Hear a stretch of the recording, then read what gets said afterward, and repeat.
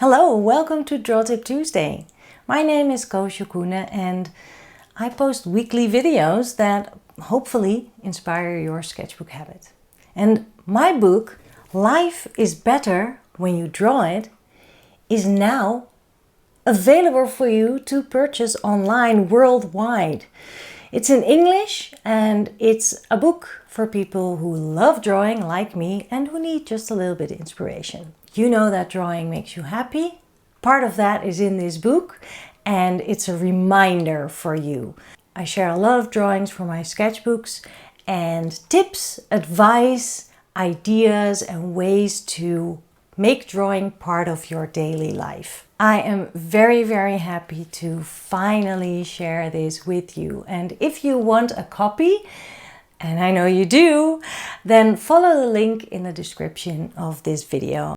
Remember a few weeks ago we made frames using watercolors? Let's do it again. This time I'm going to outline my frame so it really becomes a frame. And then I'll draw on top.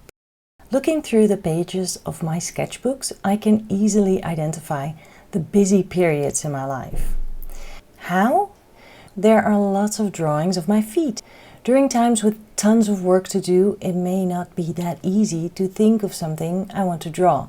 If I want to draw, especially when I'm busy, I need to make it as easy as possible. So when I finally have a moment to myself, I grab my sketchbook and a pen and I look down or I put my feet up and I take a deep breath and I draw what I see in front of me.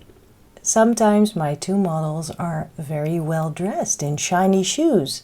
Sometimes they wear soft slippers or fun stripy socks. And sometimes they pose for me naked. Of course, the inner critic will pop up, saying, "You should have taken the time to capture a more important moment. What's so interesting about your feet? Couldn't you come up with something more exciting?" Yeah, I'm sure I could in a less busy time, but not right now. I'm just happy to be drawing, and my toes right now are extremely important and interesting subjects for a portrait. Remember, it's not about what you're drawing, it's about the act of drawing.